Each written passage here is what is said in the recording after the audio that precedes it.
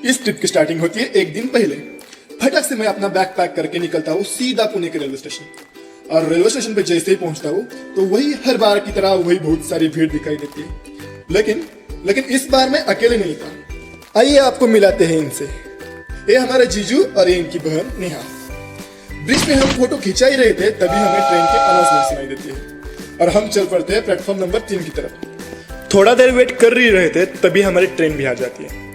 Train तो आ गई दोस्तों, लेकिन ट्रेन में इतनी भीड़ थी क्या ही बताए।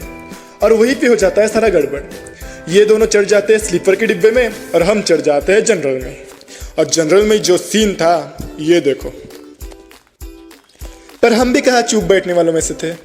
हमने भी चालू कर दिया वहीं पे अपना बिजनेस। ये चार्जिंग ले लो, चार्जिंग ले लो। जोक से पार्ट। डिब्बे में लोगों से बातें करते करते शाम हो गई और तब तक टीसी से बात करके S2 में हमें स्लीपिंग बर्थ भी मिल गया। तो चलो बर्थ में जाके हम आराम से सो गए और अगले दिन हम पहुंच गए यूपी में। तो दोस्तों अब बजे है 4 और कल 4 बजे हम निकले थे पूना से और आज 4 बजे मतलब ऑलमोस्ट 24 आवर्स के बाद हम इलाहाबाद के स्टेशन मतलब प्रयागराज पहुंचे फाइनली। प्रयागराज के रेलवे स्टेशन पे हम उतर ही गए थे तभी मुझे खाने के लिए कुछ दिखा और मेरे मुंह में पानी आ गया और मैं चल पड़ा उसका टेस्ट लेने। नाम तो पूछो दोस्तों इस चीज का। लिट्टी चोखा। लिट्टी चोखा। ये दोस्तों यहाँ का फेमस खाना है। हमारे पास जैसे वड़ा पाव खाते हैं लोग, यहाँ पे लिट्टी चोखा खाते हैं। हाँ, लोग चाव से खा रहे थे लेकिन मुझे इतना पसंद नहीं आया। वहां से हम सीधा निकल गए रूम ढूंढने। थोड़ी ही दूरी पर रूम भी मिल गई। थोड़ा सा फ्रेश हो गए और हम चल पड़े कुछ खाना खाने।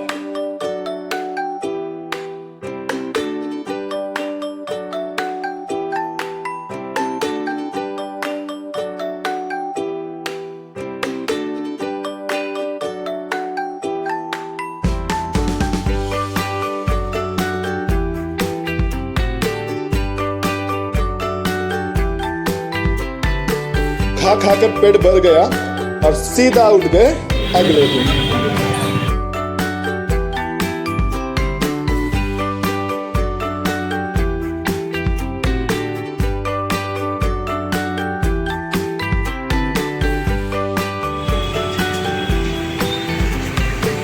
तो दोस्तों ये थी अब तक की कहानी और यहाँ के आगे का सफर हम करेंगे आपके साथ।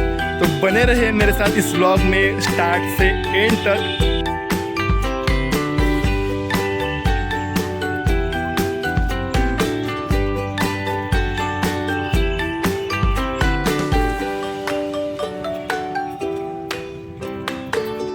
इस पार्क में कुछ प्राणी वगैरह तो नहीं है लेकिन आपको ये देखने मिल जाएंगे।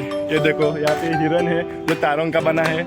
यहाँ पे और कुछ है, वहाँ पे शेर है, जिराफ है, फिर वो ऊंट है। बहुत सारे जानवर है यहाँ पे तारों से बना है, बहुत अच्छे दिख रहे हैं।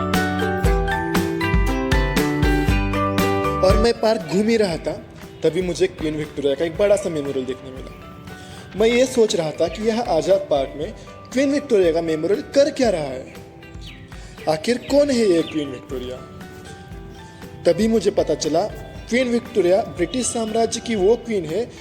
वो अपने एज के 18वें साल में ही रानी बन गई और उन्होंने दुनिया के 1/4 पार्ट के अपना राज्य किया। तो इसीलिए उनका यहाँ क्वीन विक्टोरिया मेमोरियल बनाया गया। तो दोस्तों अब हम जा रहे हैं इलाहाबाद संग्रहालय में और इसे यहाँ अंदर जाने के लिए 50 रुपये पर हेड टिकट है और यहाँ वीडियो और फोटोग्राफी करने के लिए कुछ टिकट लेना पड़ता है। तो हमने वो सब कर लिया है और अब हम अंदर जाने वाले हैं। और ये बहुत प्रचलित संग्रहालय है। यहाँ पे बहुत ज़्यादा चीज़ें रखी हुई है और ऑब्वियसली इस जो पार्क है उसका नाम आज़ाद पार्क है। तो ऑब्वियसली आज़ाद जी के जो वीर आज़ाद जी थे उनके बारे में जुड़ी हुई बहुत सारी चीज़ें अंदर अपने को देखने को मिलेगी। तो चलो अंदर जाते हैं और देखते हैं क्या क्या रखा है।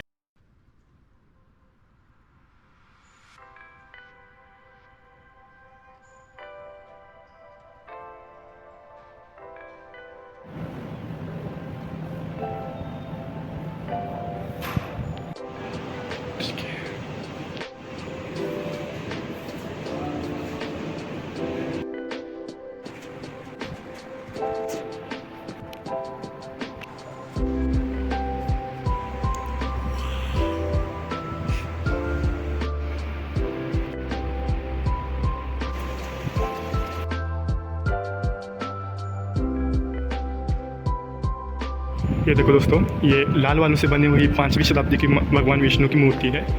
फिर यहाँ देखो कुछ रामायण के दृश्य है। फिर यहाँ पे कृष्ण है, गोवर्धन कृष्ण, माँ दुर्गा। ये सारे जो दिख रहे हैं वो 5वीं शताब्दी के शिव मंदिर के अवशेष है। और यहाँ पे बहुत अच्छी वो कारीगरी बनाई है। कुछ नृत्य करते हुए महिलाएं हैं, कुछ नृत्य करते हुए पुरुष है, कुछ वादक पुरुष है और कुछ ऐसे हाथी वगैरह के भी बनाए हुए हैं इसमें। दोस्तों ये जो स्कल्पचर दिख रहे हैं वो स्टुक्को में निर्मित जो अपना गांधार राजा था, गांधार शैली थी, उनमें बनाए हुए सारे स्कल्पचर है। ये द्वार स्तंभ है खजुराहो छतरपुर के।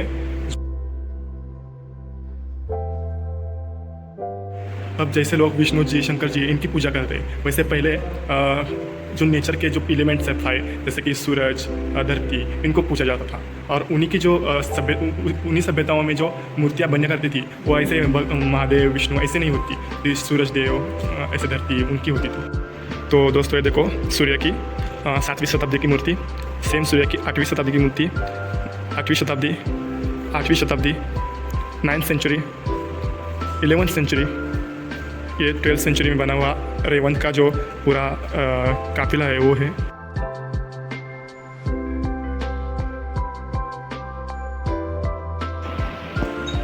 तो दोस्तों ये था वो संग्रहालय जो आपने अभी देखा। आपको कैसा लगा कमेंट करके बताइएगा।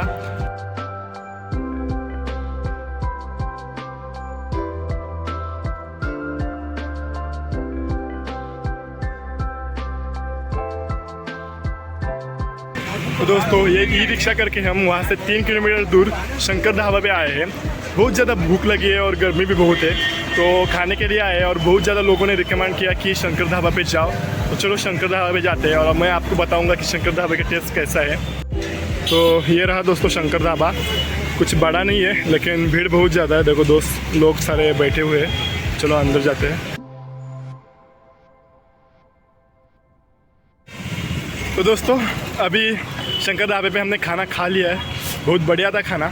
280 का प्लेट लिया था दोनों ने और पूरा बहुत सारा आइटम्स था। तो जो कैसा था खाना? लाजवाब था, क्योंकि इसमें इधर के बहुत से लोकल फ्लेवर थे, जैसे कि मिस्सी रोटी हमने टेस्ट किया, दाल फ्राई का एक अलग ही मज़ा आया खाने में, और गुलाब जाम भी हमारे साइज से बहुत बड़ा साइज का था। पूरे लोकल फ्लेवर के साथ थी थाली, अच्छी थी। तो आप भी अगर इलाहाबाद आ गए, प्राय रखना चाहे तो बोर्ड ऑफिस के सामने बोर्ड ऑफिस है। यहाँ पे देख रहे हो बोर्ड ऑफिस है और उसके जस्ट सामने ही शंकर ढाबा है। यहाँ पे किसी को भी पूछ लोगे शंकर ढाबा कहाँ है तो आपको वो बता देंगे, क्योंकि बहुत फेमस है यहाँ की। तो दोस्तों बहुत ज़्यादा गर्मी है यहाँ पे। जैसे आपने मेरे पिछले व्लॉग में देखा होगा, दिल्ली से ऋषिकेश और गुजरात में देखा होगा, उतना ज़्यादा यहाँ पे गर्मी है। ऐसा बहुत ज़्यादा गर्मी फिर रहा है। अभी इंटरनेट पे हमने देखा 32 डिग्री बता रहा है और वहाँ पे एक नोट भी आ रहा है कि क्लाउडी वेदर फील्स लाइक 44। तो बहुत ज़्यादा गर्मी है। ये देख रहे हो पसीना कितना आ रहा है। तो अभी हम रूम पे जाने वाले हैं और फिर 4 बजे हम घाट वगैरह घूमेंगे। अभी जाते हैं, थोड़ा आराम करते हैं और फिर 4 बजे मिलते हैं। तो दोस्तों घाट जाने से पहले हम अभी हॉस्पिटल में आए हैं यहाँ, क्योंकि रात को एक चूहे ने काट लिया। सोया था और एक चूहा आया और पूरा अंकड़ा है उसका आगे वाला सब हिस्सा काट लिया। तो मैंने स्टेटस पे डाला तो बहुत लोगों ने बताया एक इंजेक्शन ले लो टीटी का, तो लेने आया हूँ। तो वो टीटी का इंजेक्शन लेंगे और फिर घाट पे जाएंगे। तो दोस्तों ये रहा टीटी का इंजेक्शन। 22 रुपये लिया मेडिकल में और ऊपर जाके इंजेक्शन लेना है।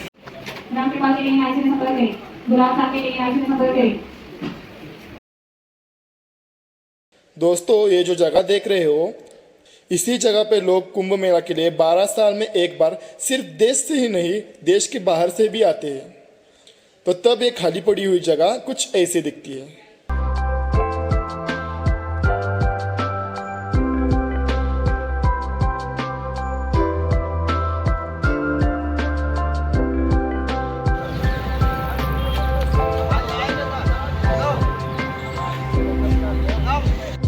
तो दोस्तों अभी हम आए हैं संगम पे। यहाँ पे 3 नदियों का संगम है और बोटें वगैरह होती है यहाँ पे जो आपको संगम दिखा के ले आएंगी। 12,000 लेते हैं एक बोट का, तो उसमें आप 3 से 4 लोग बैठ सकते हैं। लेकिन वो क्या है 6 बजे बंद होता है, तो अभी 6 बज चुके हैं। वो बोल रहे हैं आ जाओ, लेकिन हम नहीं जा रहे। हम तो ये रहा पूरा नदी का पथ और ये है फोर्ट।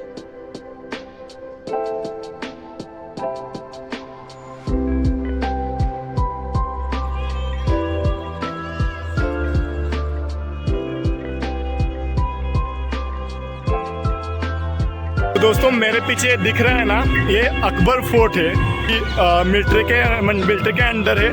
अंदर कुछ मिलिट्री का कामकाज है, तो पूरा 5 बजे बंद हो जाता है, तो अभी हम अंदर नहीं जा पाएंगे।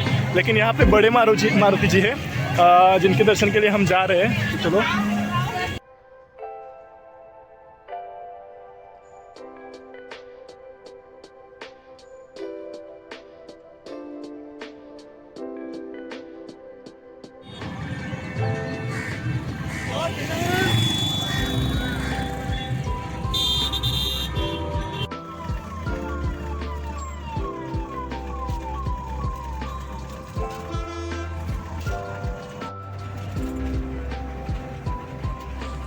तो दोस्तों ये थी प्रयागराज की ट्रिप। एक्चुअल प्लान तो प्रयागराज नहीं था, क्योंकि हम जा रहे थे नेपाल पशुपतिनाथ के दर्शन। लेकिन जैसे ही हम अगले दिन प्रयागराज से निकल पड़े, आधे रास्ते में जाके हमें पता चला कि वहाँ पे लैंडस्लाइड हुआ है और रक्सल से आगे नहीं जा सकते। तो इसलिए हमने प्लान कैंसिल कर दिया और हम पहुँच गए बनारस। तो दोस्तों आगे का व्लॉग इस बार तो नहीं बना पाया, लेकिन अगली बार जरूर बनाएंगे। तब तक आप हमारे चैनल को सब्सक्राइब कर दीजिए और वीडियो अच्छा लगा तो लाइक और कमेंट भी कर दीजिए। तो चलो मिलते हैं फिर कभी अगले वीडियो में, तब तक बाय बाय।